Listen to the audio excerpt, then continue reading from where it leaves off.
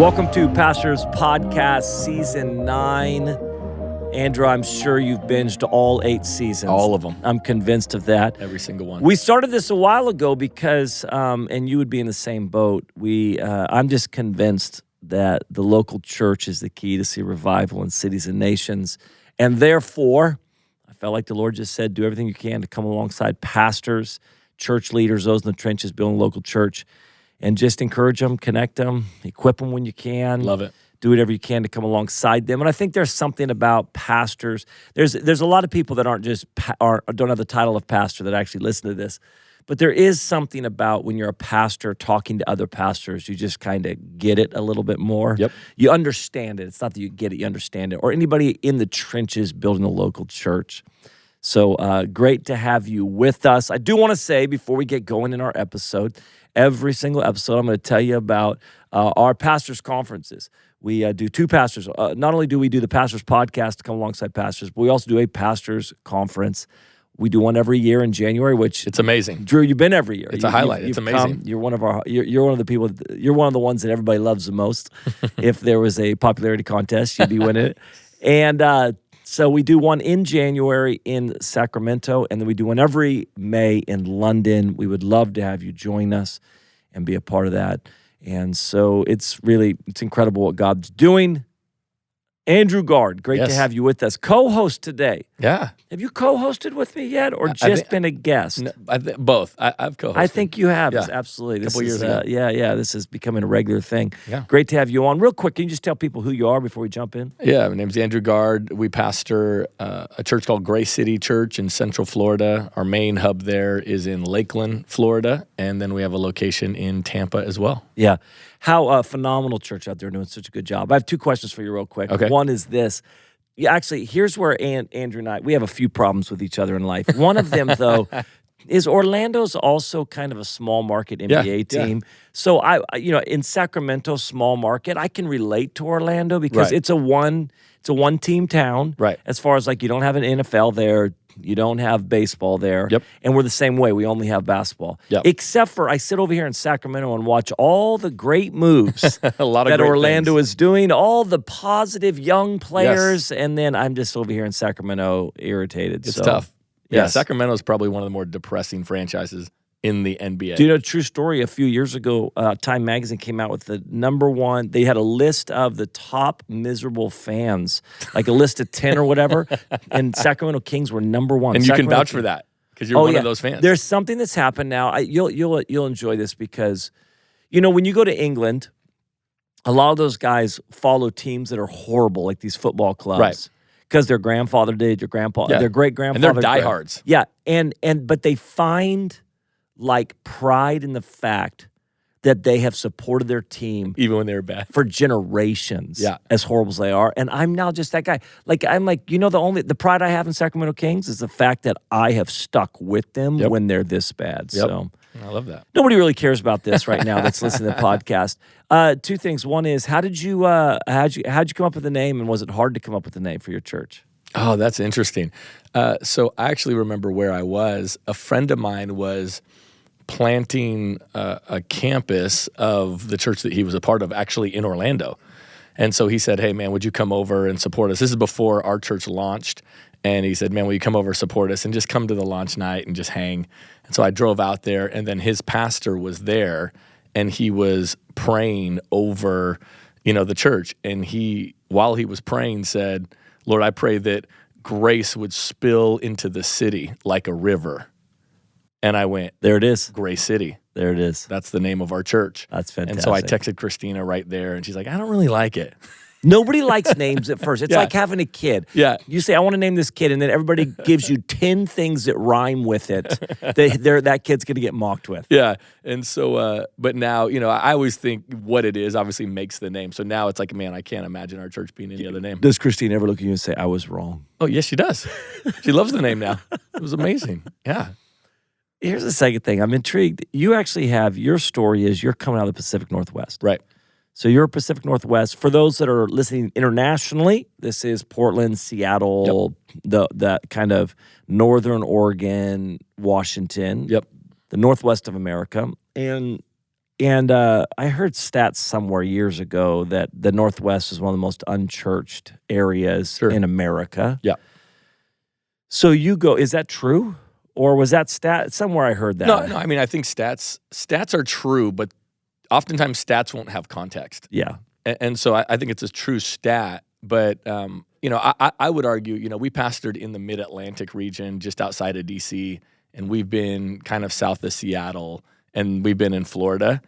And, man, we just have kind of done ministry the way we do ministry. So here's my question, though. Yeah. You have in both Washington and D.C., which both would be the Northeast and the Northwest, Yeah.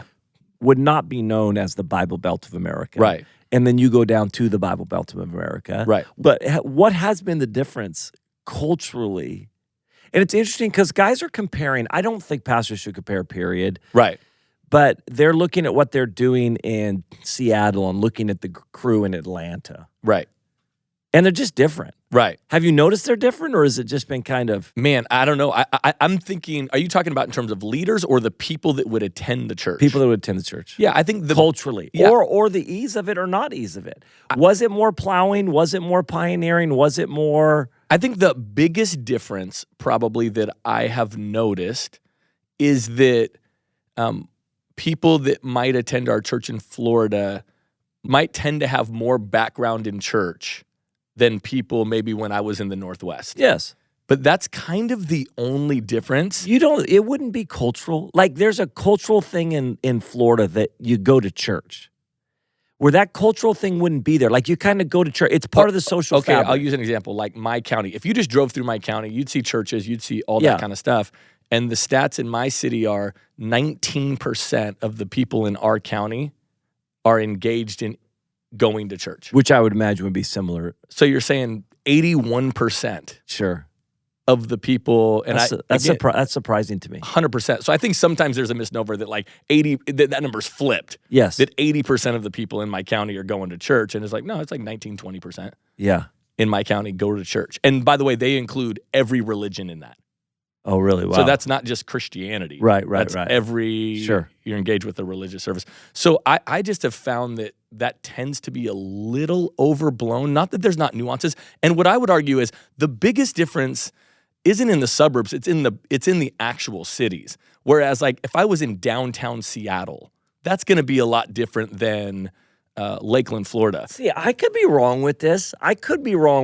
But I have had this thought that like culturally, in culture in the South, they're going to have a greater, like a pastor in their city and society would have a place of respect and honor. And there's a little bit more like, hey, your parents or your pastor, you want to do what they say. There's a little bit more leaning into that. I wish. Well, but like in California, in the Northwest, like pastors aren't quite held in that place That's probably of true. honor. I don't know, but there's probably an element of that. I just haven't seen it to be like that's interesting, markedly different. Yeah. I felt like when I was on staff with Roger at Puyallup that because of what we were doing and it was helping a lot of people in the city. People had a pretty cool view of us and what we were doing. And, when Chad was there and I was there, and so I think it's probably less different than probably people think. But the biggest difference is people have, they tend to have some more church in their background, which is both positive and negative. Yeah, absolutely. And so sometimes you're unwinding things. Or they're coming with expectations. Yeah, because sometimes what I liked about the Northwest is more people were coming with a clean slate. Like when I got saved, I had never been to church. What's church like? Had never heard of Christ. So they come into your church and just go, this is what church is like. 100%. Whereas, in Florida, sometimes it's like, you're unspooling some things. Or sometimes in a good way, you're building on something. So I would say that's the biggest difference. More than just this overall culture. Let me ask this. When you were whatever associate pastor role you were in at the church, and then you became senior pastor, what's the one thing as senior pastor that you look back now that when you weren't senior pastor felt very black and white? Like, dude, you should do that. You're like, if I was senior pastor, I would just make that decision. I would just do it this way. Yeah. And then become senior pastor, go, okay, it's a little more gray than I imagined it was. Yeah. Two things, budgets and ministry outdates. Ministry what? Ministry outdates. So, for example, Hey, I got invited to speak at this thing. Oh, right. Can I go? Yes, Hey, I got yes. invited to this. Can I go? I'm like, why doesn't my pastor just let me go to everything I get invited to? Come on, man. Like, this is the opportunity. This is good for him. And so, there's a bigger picture that you're thinking of. And then budgets. And then budgets. I'm like, why didn't he just give me that budget? Well, it's because people have to eat. You know what I mean? He has to pay for people's insurance. And so he just can't give me all the budget I want. Those would be the two biggest things. And I think you just dramatically underestimate the weight of a senior pastor when you're in an associate pastor role. And there's a weight that is different. Yeah, and I don't think there's really any way to curb that. It just is. It just is. And so it didn't make me agree with every decision that like my senior pastor made before, but it at least made me understand it since being a senior pastor. Yeah, so true. Yep. Well, I'm excited today. We get to interview somebody you've never met before. This will be first time meeting Matt. Cool. Matt Brown is pastor of a great church in Southern California. They've got a bunch of campuses, Sandals, and it's going to be. I could sit and just talk with pastors all day long, so it's going to be great.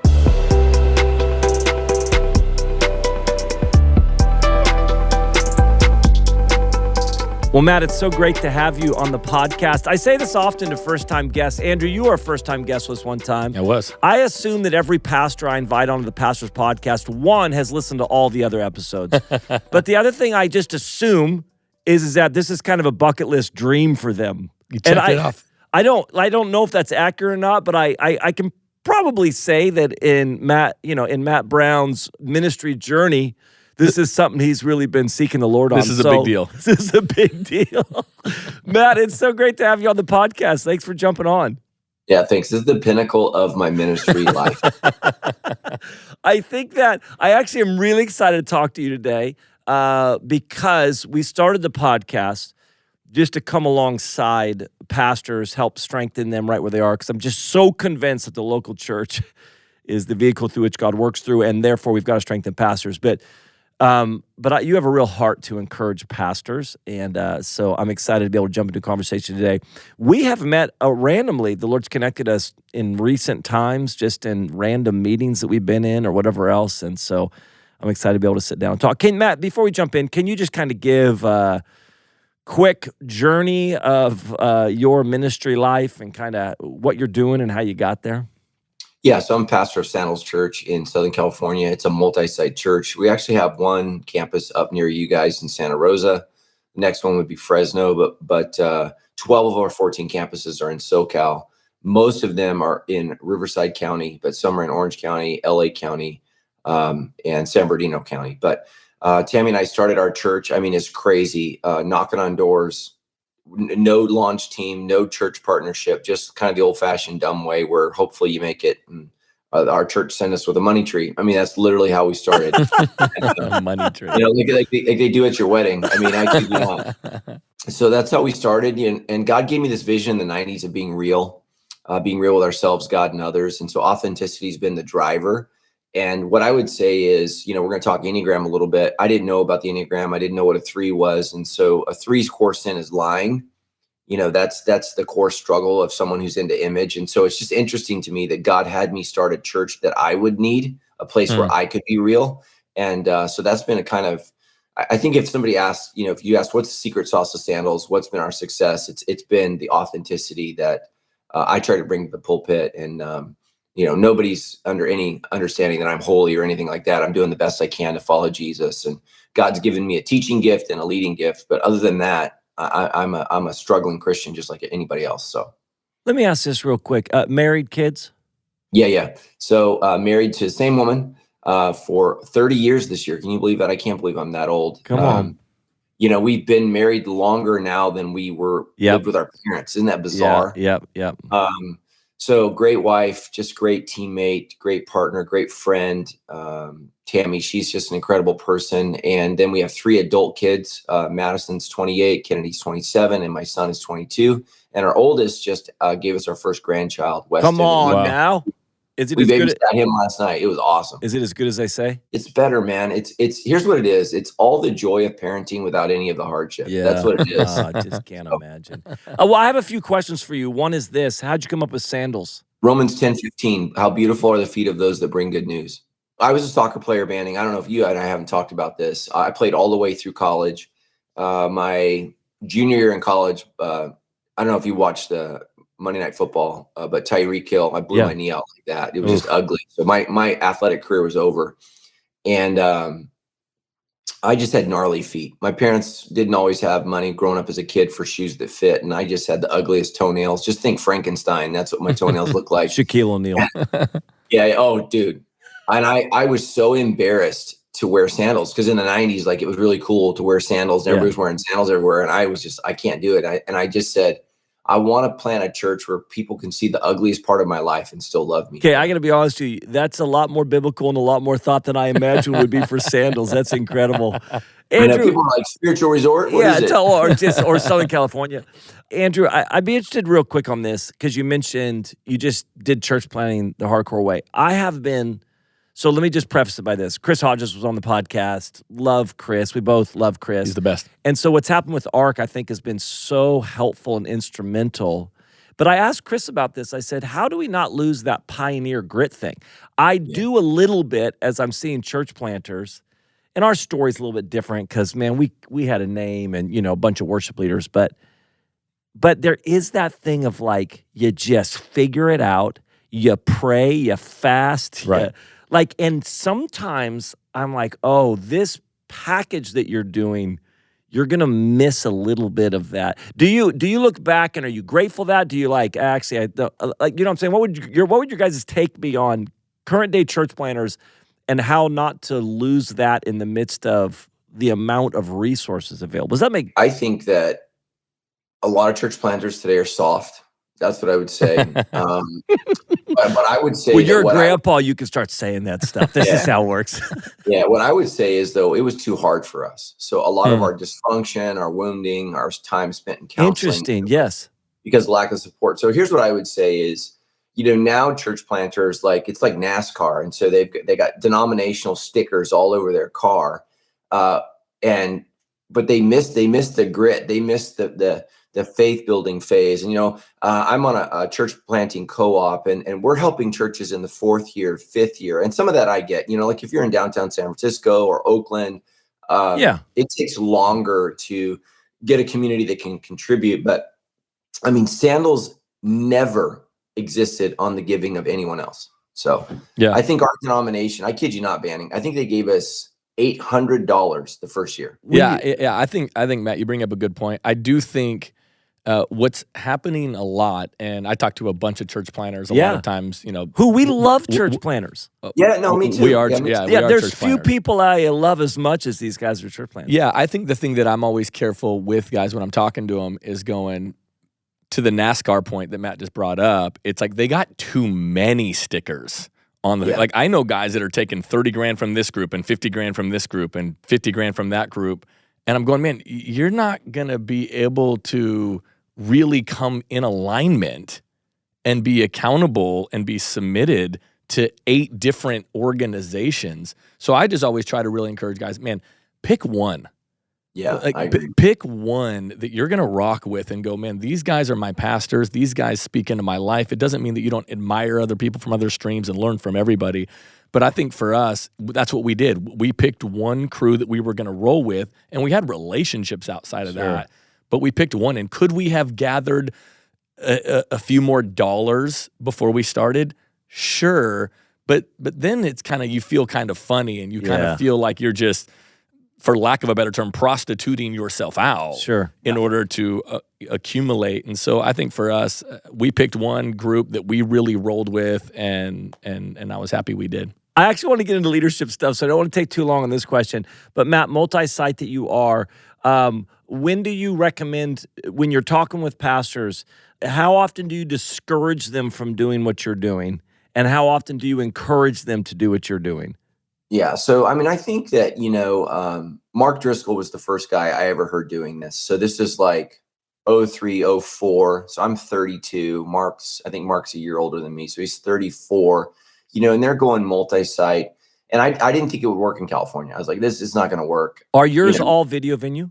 Yeah, everyone. Okay. So, so you have to go to the broadcast campus to watch me live. But we do let our campus pastors teach live 8 times a year. Okay. And the churches like that so that they know who they are. What I would say is we did it out of necessity. And so back to the funding piece that we just talked about. If you can't raise money from your people, you're going to get stuck. So you have to get over that hump of, I can't tell you how many guys struggle raising money, struggle talking about money. Where there's no margin, there's no ministry. And so if you can't raise it, you can't build anything. And so early on, what it forced me to do was I had to talk about money and the realities of, hey guys, I mean, I had a conversation probably a year or two with our church. We weren't making it. I had no health benefits. We were just struggling. And I just came out and told a bunch of college kids, look, if this doesn't change, I'm out. Like I can't lead a family like this anymore. And we had the largest offering we'd ever seen. And so it was out of that. And I think in that moment, young college students, young 20-somethings, Sandals became theirs in that moment. And it was essential. I just think that that's really, really important. Can you go back to your question? Because I feel like How often are you telling people, listen, don't do multi-campus. You shouldn't do it. Or, hey, you should do it. Yeah. So I would say never do it out of vision, do it out of necessity. And so, it's kind of that, my favorite miracle is when they come to the house and there's no room, so they cut a hole in it, right? There wasn't, they didn't have a vision for that. It was, this is what we've got to do to drop our friend at the feet of Jesus. And I think that's a more spiritual, organic movement, because multi-site is hard. And so, Sandals, last weekend, I think we had 12,000 people in church. Man, if we have one campus, there's just things we can do. There's a sweetness and a unity to one campus. Right. When you're preaching to a camera on Thursdays at 11, like a couple weeks ago with the Charlie Kirk shooting, like at that time we didn't know who the suspect was, but by Sunday, they know all that. So when I'm speaking on an issue like that, my sermon is naturally dated 3 days. And in a day and age where, information is traveling like that. So it limits things.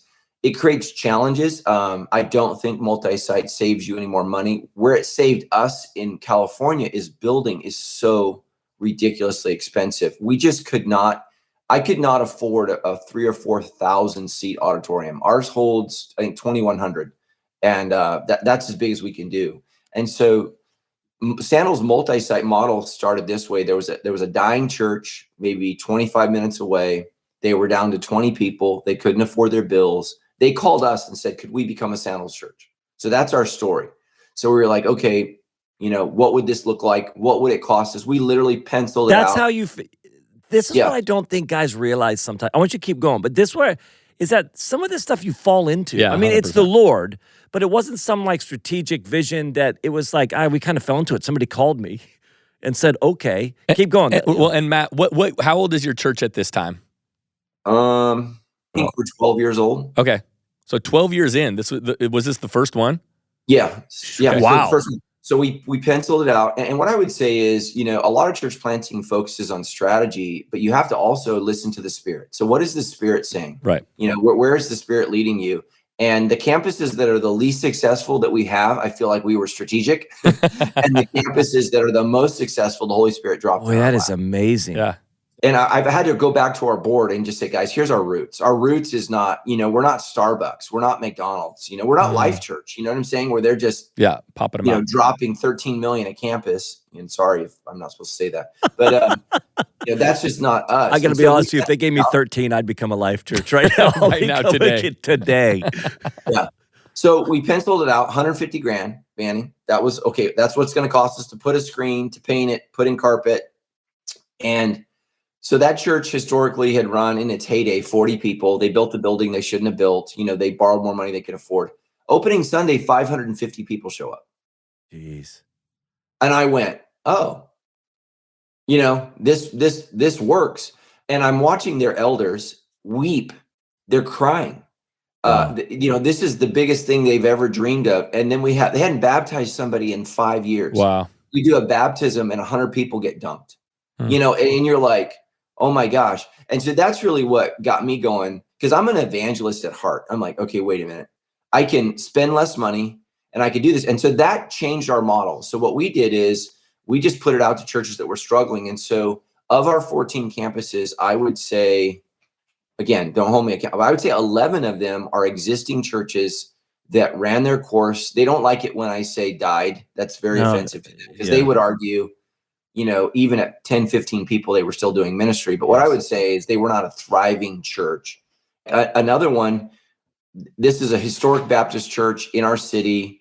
In its heyday on Easter, they'd have 175 people.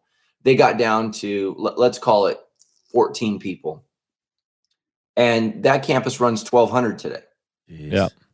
So here's the good news in California. They're already zoned, for church. We don't have to do anything with the city.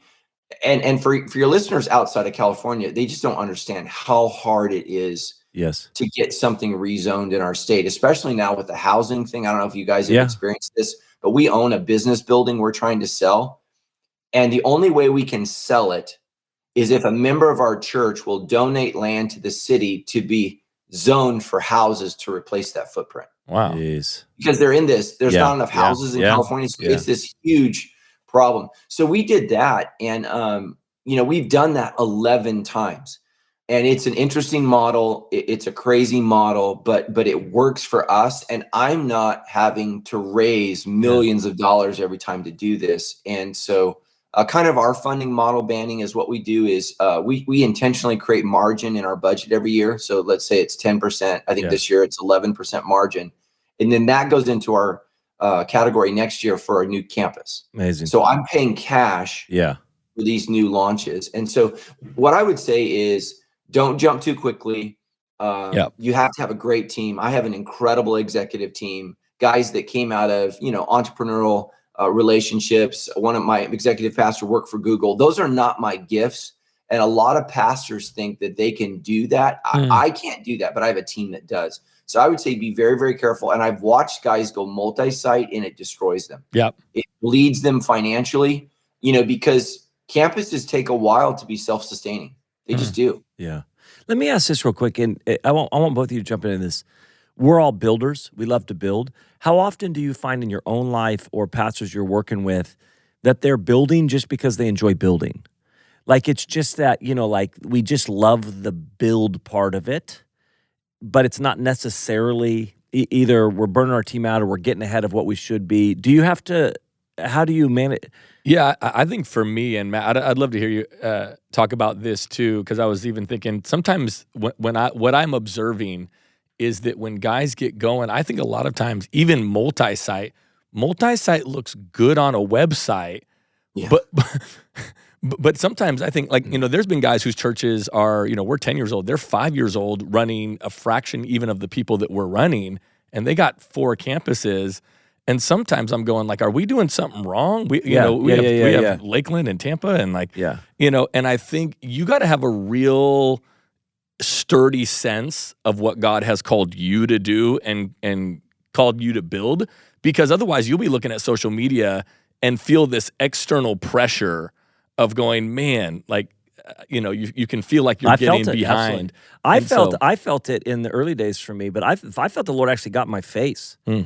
And just said, I have not told you to do multi-campus right now. Right. So I was like, it was kind of in prayer one time. I was like, all right, I guess. But the same thing, it's that visionary builder thing. Right. As you're working with pastors or you yourself that are builders and somehow are just, at some level, are doing things just because they enjoy building. It's creative sometimes. I'm like, you're just creating because you love to create. Right. Yeah, I think I'm not a builder at heart. I'm an evangelist. So for me, what excites me is the baptisms, seeing, taking ground in California, a state where I feel like we're losing ground, where churches are becoming mosques or museums or condos. And those things break my heart. I don't feel like I own Sandals. If I die and Sandals, became Jesus culture, I'd be fine with that. That doesn't bother me. What I want is the kingdom to move forward, the kingdom to take ground, to continue to change this state that I love that is so broken. Our state is so broken. Economically, socially, spiritually.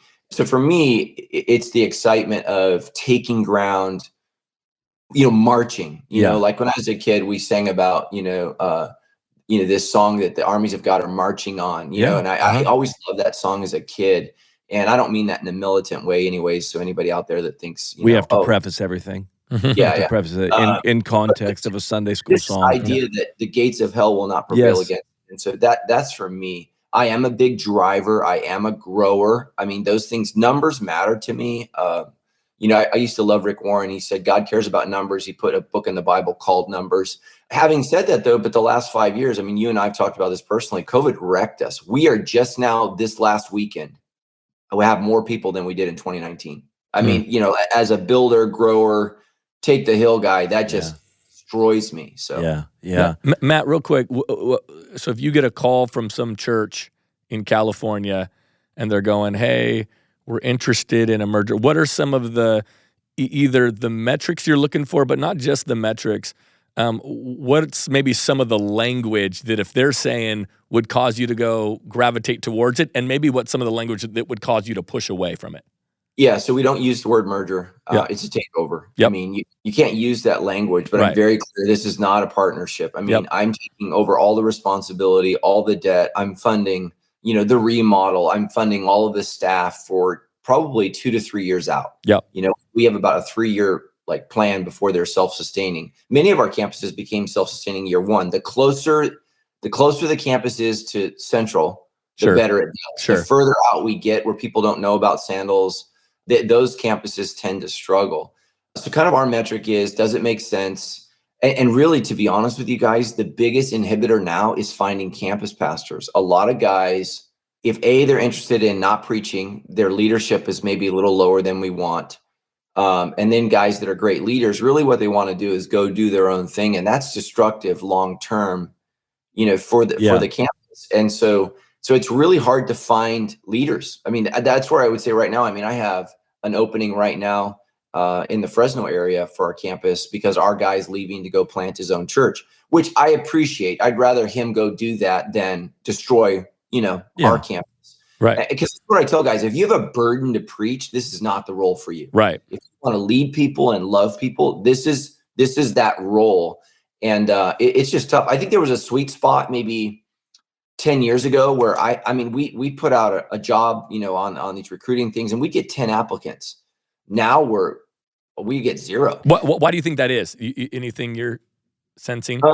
I think everything swings. I think people liked, I mean, it's more of a management role. They like leading a franchise, but now it's shifted where I think there's pushback against mega churches. There's pushback against that franchise model. People want to go their own way, do their own thing. And what I always tell guys is, I mean, there's a reason mega churches are growing like this because we're better at this than, say, your average normal church planter. There's just some things that we've learned. I mean, every mistake you're going to make, I've made, and I've learned from it. I mean, that's why we've grown. And so some of these mistakes are catastrophic, hiring the wrong person, asking the wrong questions. We do real due diligence into background, social media, looking at their phones. Sandals, we've not had a major leader fail sexually in 28 years. Can you believe that? I mean, now we've had it at our lower ends. I remember we had a children's pastor years ago, and he got caught soliciting an undercover cop for sex. And I called him in my office. I was like, "How you doing?" And he's like, "I'm great." I said, "Are you really? Are you great?" Yeah. How are you doing? Yeah. And he just panicked, man. And he said, "You know something?" I said, "Oh, I know something." Oh, I know something. And he goes, "Well, what are we going to talk about?" I said, "Well, I got good news and bad news." I said, "What do you want first?" And he goes, "The good news." I said, "You're fired." He goes, "What's the bad news?" That's I the said, good "Your news. wife is on the way." Oh, geez. Yeah. Dude. And I said, "She's not happy, man." Oh, man. My gosh. And for everybody freaking out, those are the easy ones. The hard person to fire is the great person who's terrible at what they do. Yeah. You know what I'm saying? I mean, like somebody that you just love forever, but they just are awful at their job. Yeah. Matt, of those 14 campuses, locations, how many of those have been internal hires? And are you guys, to your point, man, you're having a hard time finding campus pastors. Are you switching to maybe an internal mechanism of going, man, we got to start raising these guys up from within? Yeah. So we had a great program called Rogo School. And just during COVID, I think we went into survival mode. And so we dropped that. And that's really hurt us. Okay. What I would say is grow your own, man. Yeah. Grow your own because, Jesus talks about the hired hand, right? I mean, he's very clear about it. When the wolf comes, that the hired hand runs. And I have seen that over and over again. And I feel like we've really gotten burned by hiring outside because, when they're making a decision to come and be employed, they're thinking about salary. They're thinking about benefits. I mean, they ask questions like, well, you don't, the weekends are for me. You know what I'm saying? I mean, it's just, Yeah. I mean, we had to let a guy go, or his wife complained that he had to work on Sundays. I was like, Jesus rose on Sunday. I'm like, so, when Tammy and I started, right, we didn't make any money. We double tithed. That's how we financed our church. We have HR now, guys. We have HR. Right. It drives me crazy. People go and complain, and it's just like, it's so that's the part of Multisite that's insane. Yeah. We're as much a business. Now, what I say is we're a family business, but you have to operate like a business. Yeah. I mean, I had one of our HR gals like 5 years ago just quit on me one day because, when you fire somebody in California, you have to have all these talks. You have to walk alongside. Like, even if to me, it's like saying, okay, I know this person can't swim, but we're going to coach them from the sidelines. Yeah. And we're going to pray that the Lord will help them swim. And so I just let this guy go. And my HR person said, this is illegal. And I said, well, this is the spirit. Like, I know this person can't make it. Yeah. And, during COVID, we had a campus pastor, and he grew our church down to 12 people. That was his leadership. And, we let him go. And I think it dropped down to 6. I was going to close it. So this is like 2021. And we brought in a new guy, and he got up to 500 in a year. Yeah. But, HR is like, oh, you can't do that. So that's the thing is, with Multisite is you become a business. Yeah. And I just want everybody to listen. As sexy as it sounds, there are setbacks to Multisite. There are beautiful things that you can do when you're one campus. Yeah. So don't be sorry for that. Own it, celebrate it. It's a cool thing. My wife and I at our largest campus, we sit in the lobby or stand in the lobby. We don't sit after church. We don't know 90% of the people. That's because I've been pastoring this church for 28 years. I am shaking hands with strangers. Yeah, amazing. Yeah, I had a friend one time say, we're one church, many headaches. Oh, man. Tell me this real quick. Let me pivot shortly around you and Tammy both have a real heart to come alongside pastors in talking about headaches, and just to really encourage them, see them refreshed and restored. And a lot of your journey that you've talked about has been broken relationships, betrayal, just the heartache around that, and the work. As you're coming alongside pastors, what are you talking about? What are you telling them about in regards to just the pain of ministry in that aspect? Yeah. So for me, my story is, I've been in one church for 28 years. So I've been standing in the middle of a river as it flows past me. So, people are just flying by us. And so I truly believe that people would be with us forever. So I thought my calling was everyone's calling. So do you know Carlos Whitaker? Oh, yeah. So he was my worship leader for 9 years. Gotcha. When he left, I was devastated. Like devastated. I felt betrayed. Now, he didn't betray me, right? His calling was not my calling, but I felt like a family member was being extracted from our community. Imagine having that guy. I mean, he was just so immensely talented. But now as a 54-year-old, I can look and say, okay, God had another call in his life. It's kind of like you're trying to win the Super Bowl and the Lord is taking your star players away. Yeah. You're like, oh, really? So that was a big part of it. The other part of it is, our wounding was when you make everybody your best friend, that's great when it's great. But then when you have to deal with a best friend who's not doing their job, who's, I don't know about you, Banning, but I'm a self-driven guy. Nobody tells me to get up. Like I work out, I'm focused, I'm reading my Bible, I'm praying. I'm gonna go get it every day that I have. I thought that's how everybody was. Yes. I thought. I 100% assume that's how everybody is. Yeah, and that is not the case. And so, when you're talking to your youth pastor that you led to Christ, that you discipled, and you're like, hey, our numbers have gone from, I'm just going to throw a number, 100 to 30. And that youth leader is convinced it's everyone else's problem. And so we've lost deep friendships because, my calling in life is not to employ people. That's not my calling. My calling is to reach the lost for Christ. And, here's one thing, guys. This is the most bizarre thing. So I don't know, Sandals says, I think 220 staff. it's somewhere around there. So if any one of those staff members in our culture come to me and say, the Lord's told me to leave, even if I think it's the stupidest thing, if the Holy Spirit says to me, this is wrong, I'm a terrible boss and a bad leader if I don't agree. But if I, as the leader, if I hear from the Holy Spirit, hey, your time is done, you need to leave, we need to make this change, I'm a bad guy. It is a weird thing in our culture. Yeah. Like the spiritual leader has spoken and everybody's like, ah. Have you ever had somebody tell you, like, the Holy Spirit told me, and you hear no. Like the Holy Spirit's like, no, I did not say that. And so it's just a weird thing. And so what I would just say, our passion is to come along leaders and say, hey, what's most important is your marriage, then your family, your kids, and making sure you protect them from these people that are going to come in and out of their life. Because, my kids all have trauma. Tammy and I have never been divorced, but they have trauma from people being so close to us leaving, and now with social media, they don't leave.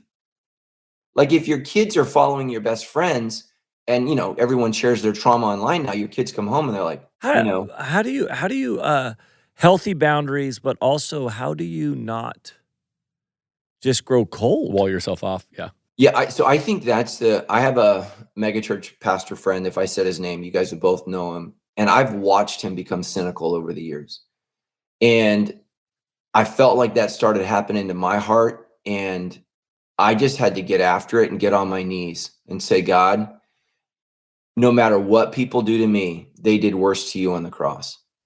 And I just really had to go back to the cross and the suffering of Jesus and go, I have nothing compared to you. I mean, Jesus was sold out by his best friend, Judas, that he entrusted with money.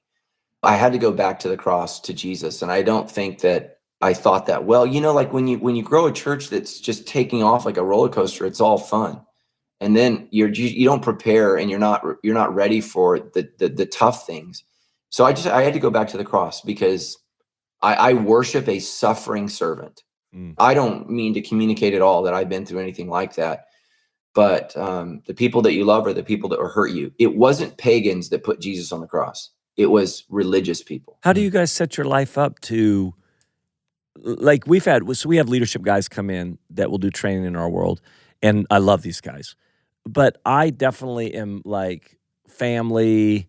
I've definitely shifted to kind of team family, because we let people go, and like just because you're family doesn't mean you'll always be part of our church if you want. Doesn't mean you'll always be part of the staff. Right. But I definitely, for me, I don't want to show up to a place that's just a corporate. Like I want to be on mission together with a group of people that love each other and are trying to reach the world together. Yeah. But at the same time, what he's talking about, so how do you keep that family feel while also like, I'm the same way. I'm a pretty loyal guy, even without much connection. So I feel deeply loyal to people. And I'm like, oh, you didn't feel the same loyalty I felt. And maybe that's unfair to expect you to feel the same loyalty I felt. Right. That was my problem. And I was actually in therapy, and my therapist challenged me. He said, you have an unhealthy view of responsibility. It's not loyalty. He said, I found myself caring more about guys and their families than they cared about their families. Their bills are not my bills. Yeah. It's like, buddy, you got to get up and go to work. Yeah. So. Yeah, I think for me, it's so much of this is wrapped up in language. And so, at Grace City, we have a lot of longevity with the people that have been, around us. And there are people that have been with us from the beginning, even before we started Grace City, with me at stuff we were doing at SEU. I feel like what we've tried to do is strike the balance of like, we don't really use the term family. Like I don't use the term family for our staff. I don't know if we do either, but that's intriguing. But it feels, anybody that would come into our culture would know this is a tight-knit group. And I think the language you use when you're using family is what you use when you don't have it. Yeah. Because I don't walk around going, Christina's my family, Justice and Adriana are my well, no, because they're actually my family. I don't have to convince you that we're like a family. And so I think the more you are that thing and the more you see that loyalty, I think that's when it's authentic and real. But I also don't have this illusion that people have to be with me forever. And there are people that have left, and I had my opinions about it.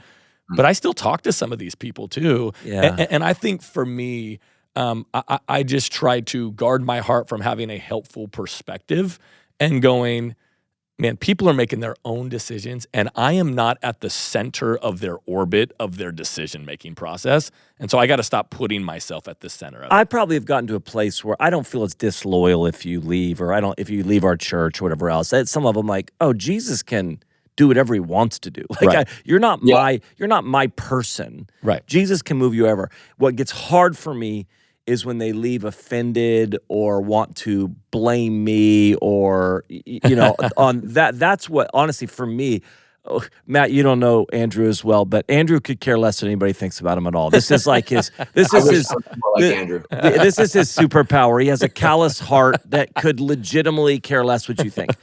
But for me, like I legitimately, people come and even if I think, I'm not sure, I'm like, hey, listen, you've got to be able to go on your journey with the Lord. I don't think it's disloyal that you're trying to follow him or you've got some things going on inside of you, whatever else. But man, when it is offense-based, when it is you were a bad leader that did that's when it gets hard for me. And part of it too is time tells the story. There's been times where people have transitioned out and I'm like, I probably think that's a pretty bad decision.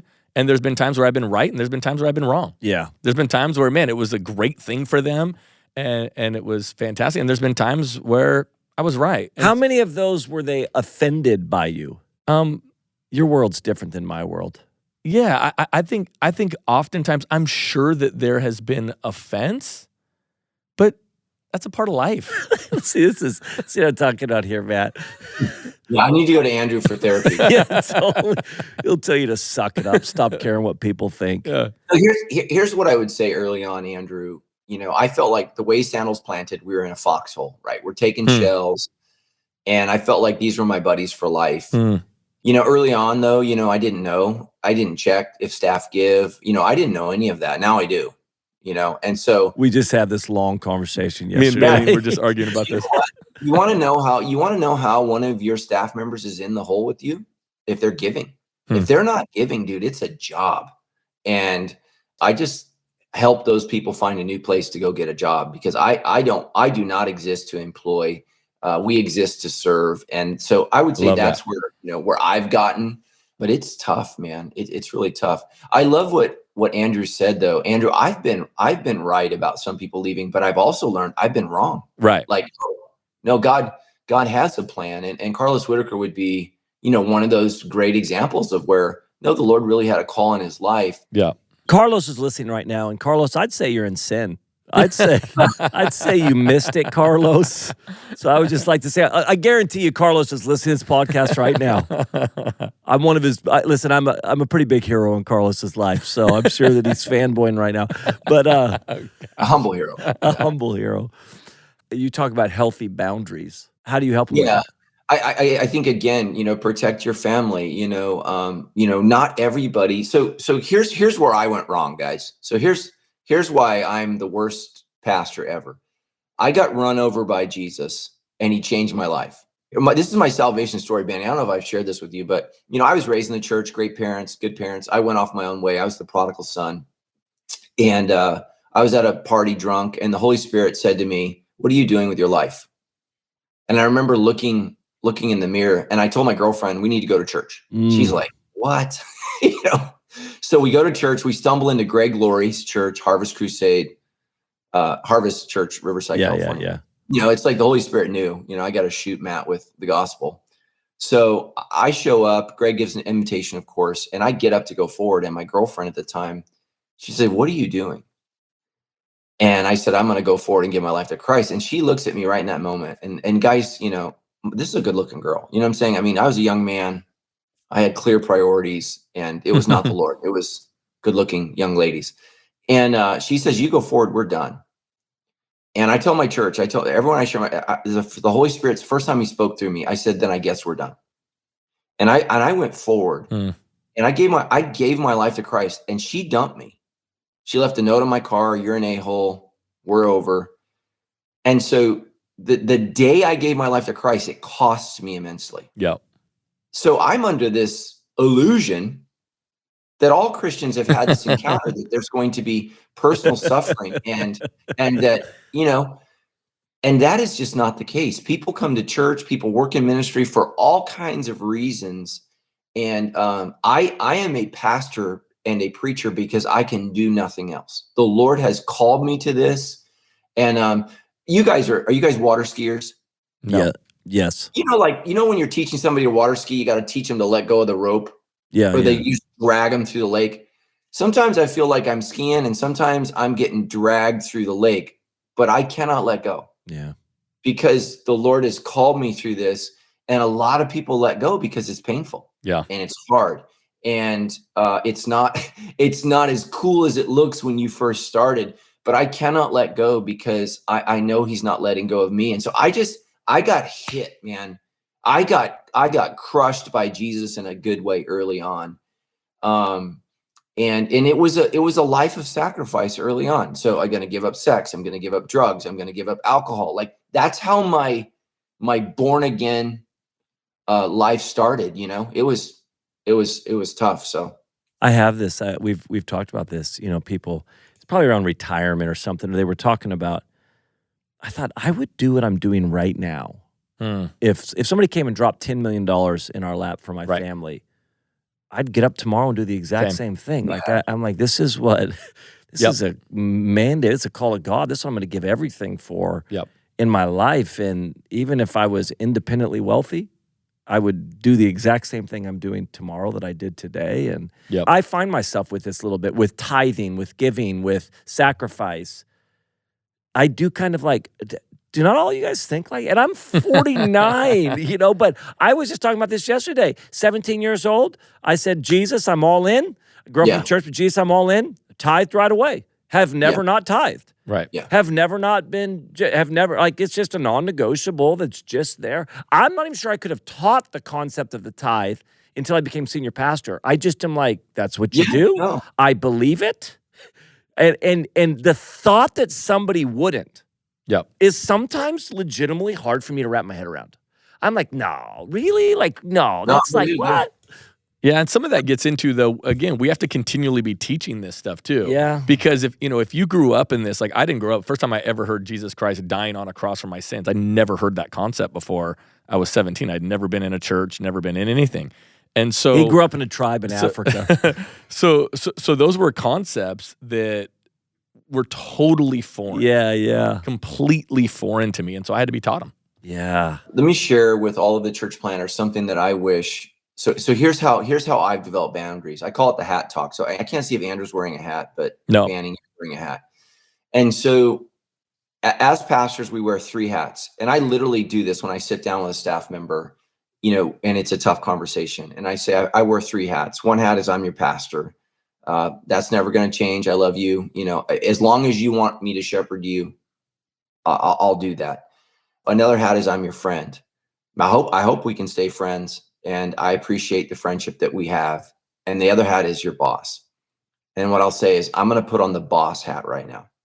And then I talk to him about like that.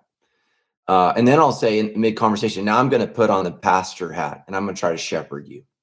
Yeah. And then I typically end the conversation like this. I say, look, I love being your pastor. I hope we can be friends. I don't need to be your boss. Like that's just the one thing that's I can let go of. But if I'm going to remain your boss, and I call it the crossroads conversation, you're going to go my way or you're going to go your way. And if you go your way, I'm not your boss. And so this relationship ends. And that includes finances. But I really have to make it very, very clear to people because people that report to me, they use my friendship and they use my shepherding heart for their favor. Now, they want the boss hat when they want to raise, when they need more benefits, they need time off, HR, right? So they play that. So they have that in their minds. But when there's a conflict, those 3 things get muddled together. Tammy and I, my wife, we have to have the same thing. When she's complaining about something at the church, are you speaking to your husband, to your pastor, or to your boss? I'll say, Tammy, who are you talking to right now? Are you sharing with your husband? Are you speaking to your pastor? Are you talking to your boss? Because we need clarity, in that. For example, so one of our kids works for us. So that's a whole nother level of complication. Are you talking to their dad? Are you talking to their pastor, or are you talking to their boss? Like what? Yeah. And so we have to do that. So that's very helpful. And then here's another leadership talk that I give to staff, because I've been doing this for almost 30 years, and I've every way that you can mess this up. Here's the thing that, especially for your pastors that are listening, whose organizations are growing, can either of you guys juggle? No. I can, interestingly enough, my baseball days, that's what we did. I can, yes. So how many balls could you juggle? Well, 3. Okay. So, that's better than 2. So let's say the church that you're working at grows by 25%. So you're juggling 3 balls. You're doing great. You're awesome. I throw you a 4th ball. What happens to the 3 balls you were juggling? Oh, drop all of them. Yeah. So what we think is, here's what we've convinced ourselves in church ministry. People will drop 1 ball. What they do is they drop everything. Everything unravels when they hit their lid. Great point. And you need to understand that as leader. And so that's the hard part, is you had somebody who was killing it. They're crushing it at 3 balls. And you can't imagine doing ministry without them. But the Lord sent you a 4th ball. And sometimes, when we did our Enneagram series, this is 2018, we went from, let's say, a church of 8,000 to 12,000 in a series. Wow. Right? I mean, who hears of that? So we grew 4,000 people. Our kids ministry went from 900 to 2,000. So what happens is all my employees are dropping all of the balls. And here's what they say: we need more help. Yes, but we also need a leader that can juggle that 4th ball, that 5th ball. Right. Brilliant. Because your staff will crush you saying they just need more help. But if they can't lead at that level, they drop everything. It doesn't matter how many employees, because employees are another ball. That's another thing to juggle. Right. Yes. And so helping them see that. And so back to Andrew, the beauty of Multisite is, okay, you can't handle the 5,000 people at our main campus. You might be able to handle our campus that's running 750. You might be able to handle our campus that's running 500. Right. So that's been a beautiful thing, is, so I know your lid is here. So somebody with a lid of 2,000, I know if I put them at a campus of 500, they can grow it to 2,000. Now they get to 2,000, we got the same problem again. But just being clear on that. So good. So Right. good. Man, I sure appreciate you taking time to hang out with us and just talk to pastors. And we didn't even get in. I wanted to have a big Enneagram talk, because I told one of the first times I met Matt, we're having dinner.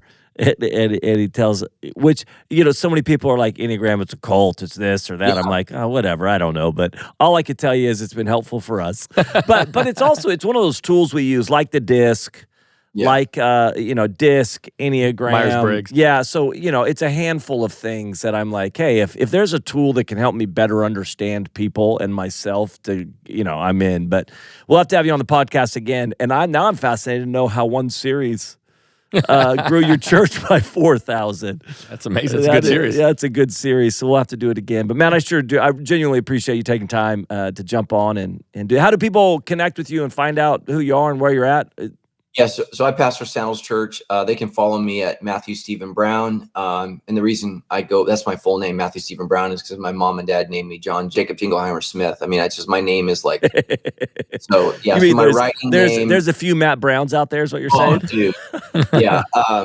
So my real name is Matthew Stephen Brown. So that's how you can follow me on Instagram. And I do a debrief podcast where we answer theological questions, biblical questions, end time questions, you name it. So what's it called? Is it called? Called The Debrief. The Debrief. Fantastic, man. So yeah. cool. So any questions you guys have, I'd love to answer. But I love this, and just know I love pastors, and just know God is with you. And whenever, wherever God guides, He provides. Hopefully I didn't scare people to death. We made it. If we made it, you can. I make love it. everything you just shared, Great. man. These are conversations we want to have. So Nice to meet you, Matt. I'll see you, I think, in a month or so. So thanks for jumping on.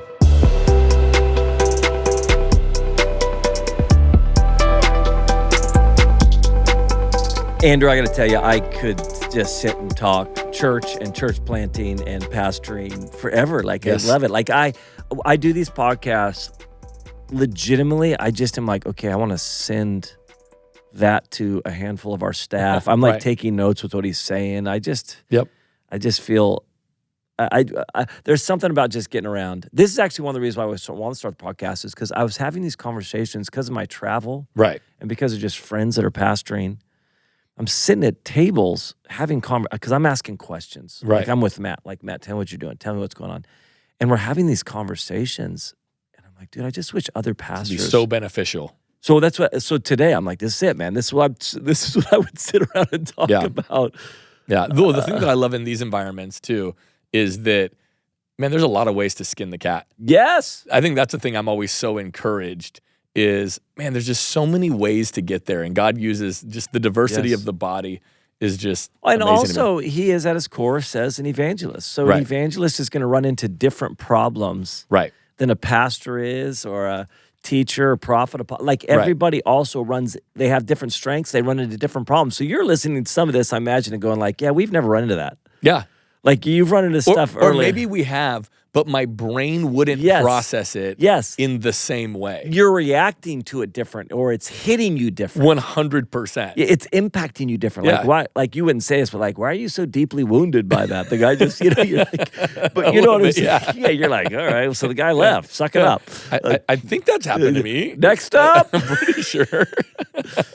But it is amazing just to be able to just really. Yeah, you're right. I'm listening going, man, there's so many different ways to there's so many different ways to advance the kingdom. So many different ways. And I think that should be encouraging to everybody listening. Yeah. Is going, man, I don't have to be a copycat of that. It's like, yeah, you're going to find people that you identify with more than others, and that's great. Yeah. And then run in that race. Yeah. And then let other people knock off some of the rough edges that are hurting you. 100%. So he's way different than I am in some areas, but he's telling some things I'm like, oh, I can get that shored up. Yep, 100%. He's knocking some rough edges off. That's going to help. Well, and when you're in those conversations, it does one of two things. It either shakes you up, which is good. That means some of those things probably need to die, or it fortifies you. Yeah. And you go, I kind of like this aspect of how I do it. Yes. And so either thing is great. Or we actually are intentional with, here's why I'm doing what I'm doing. Right. Yeah. It forces you to be able to articulate it. Yes, I've actually thought through this thing. So good. Yeah. Well, Andrew, thanks for hanging with us. Yeah. Thanks for being on the podcast. Guys, listen, we'd love for you to hang out with us. January, conference in Sacramento. May, if you're in the UK, across Europe, we'll be in London. As well, every September, we start a new year of the Jesus Culture School of Leadership. We have leaders from all over the world that join online 2 days a week, and many of them are pastors that want to jump in and grow. It's in 3 areas: revival leadership, healthy leadership, and effective leadership. So you can check that out as well. But it was great having you. Go listen to the rest of them.